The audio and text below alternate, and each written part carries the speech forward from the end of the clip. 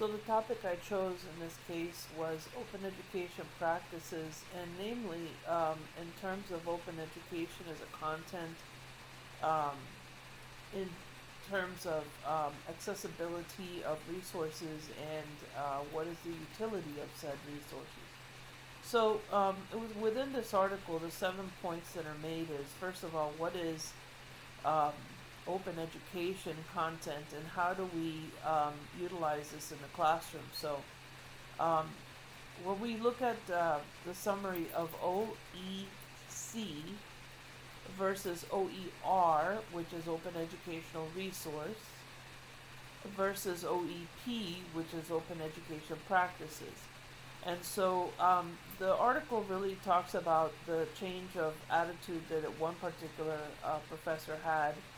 And he noted that having open education resources did enhance the classroom. It didn't deter from the point of view of the student. If anything, it encouraged students to access information and attempt to learn information at a deeper level than prior, as just using a textbook.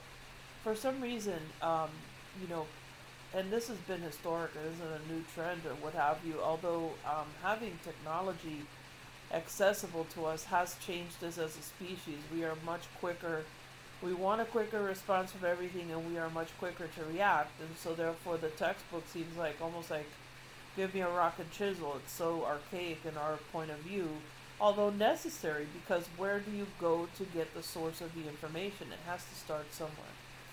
So what is open education, and how do we use it in the classroom? I would say, anything that we can do to enhance the classroom, such as blogs and wikis, and any way that we could, incorporate peer learning, peer tutoring, sharing of information, all of that does nothing but add to the content and enriches the environment of the classroom. Now, how does it work? One of the things that I will say here is that when we look at the utility of the learning environment for individuals of varying ages and varying, work backgrounds and experience, I would say that in this case, allowing the student to personalize and construct and make the knowledge that is acquired align with their intended goals and needs as a consumer. Think of the student as a consumer now. That this is probably the most efficient way to do so, because they will guide the learning process. And so how does this work? It's basically just like it says in the highlight: active constructive engagement with content, tools, and services in the learning process, and it is learner driven. So what do I need? How do I get this from, how do I best utilize this information that's being presented to me? And who's doing this? In this case, they're showing a couple of examples of universities, which I'm going to share one from a university here in Florida, Strayer University. And they basically use a lot of, the discussion and the blog and online resources, and it is peer-driven or student-driven in terms of the course. I'll share with that once I'm done summarizing this particular piece. So who's doing this? So obviously the learner is engaging with other peers. They are themselves embracing what their careers are, what their aspirations are, what their experiences have been, and they are sharing and growing together as they take the information and make it their own. And so what this does is it allows students to select information, like I mentioned earlier, that is of interest to them, and so they can use that to motivate their learning. Why is this significant? And I found this to be probably the most interesting of the points. The significance of this is basically centered on the key tenet of this particular article, in the sense that it talks about the learner as a central active player in the learning experience.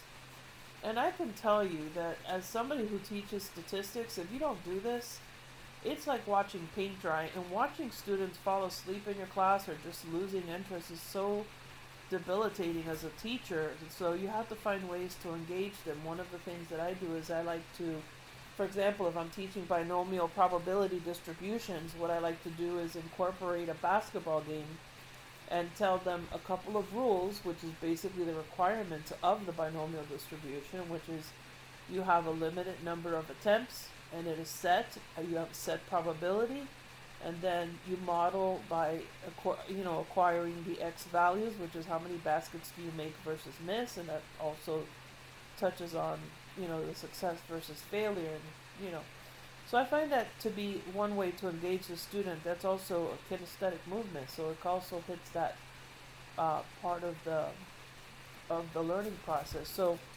it says here, students are more accustomed to more traditional approaches, which may find it difficult to adapt to an OEP structured course.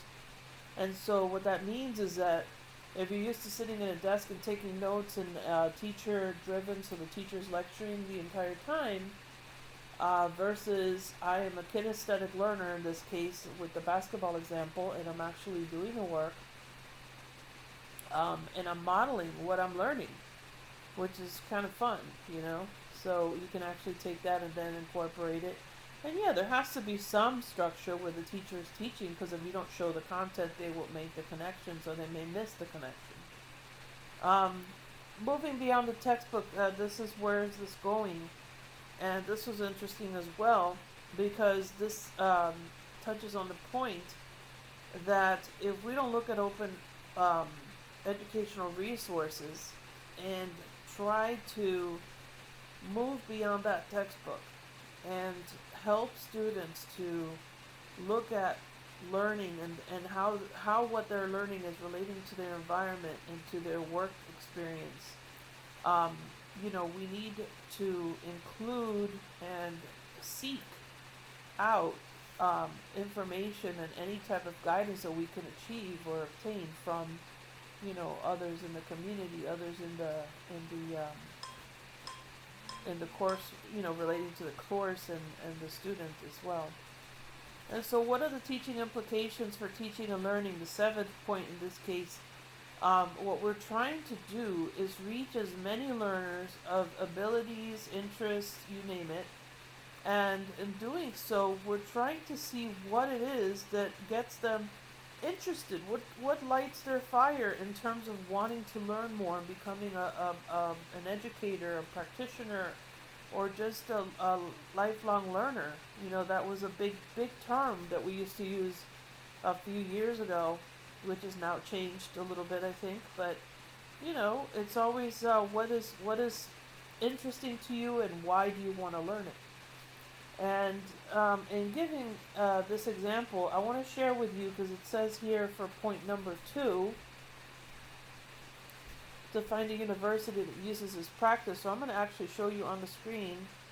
If you look here at EDU 571, for example, you'll see that in this particular course, they use, you have interaction and student interaction. In terms of introduction, you have in week 1, you have posts. Just as an example, right here you see the videos, you see agendas, you see career insights, even teacher videos. So there's a lot of information that is provided here. You can see the media gallery, and in the media gallery you get videos. You have, of course, home page, a student center page. If you were to click on the student center page, you can see clearly that you have, lots of videos and assignments and e-chapters and addition. Look at all those resources that are there. And so when they provide us with this information, they're basically asking us to access the information and use it to focus on the content areas that we're interested in as students. And so this is a particular, this is my 5th master's degree that I'm doing, because, it's fun and I love to learn. So, and it's also cost effective for me because it's like, not too much money. It's like 10% of what the course costs. Any case, the point is that my interests vary and I'm all over the place. I actually teach mathematics and I love teaching mathematics, but I also teach graduate level business statistics as well, and quantitative methods for managers and all of those types of topics, which require several types of varying platforms and programs. And I love exploring and learning. And so for me, open educational content, when they give me an an open assignment, I'm giving them 20 sometimes, in terms of topic and application and connections between them. So as you can see, it depends on what your interests lie. Some people are interested in administration. Some people are interested in law within education. And so I'm one of the weirdos. I like it all. So I'm all over the place. But that also is good because when we talk about a topic, I'm the one that sits there and, plays devil's advocate, or for that matter, enhances the conversation. So that is a practical approach to that, or example of what we're discussing here. So this is my post for discussion 2. I hope you enjoyed. I know it's a long blah blah blah session, talking lots and lots, but this is what they asked for, so there you go. And by the way, I always keep my videos to about 5 minutes because of student attention. I usually label them by topic. That's something I would have done here.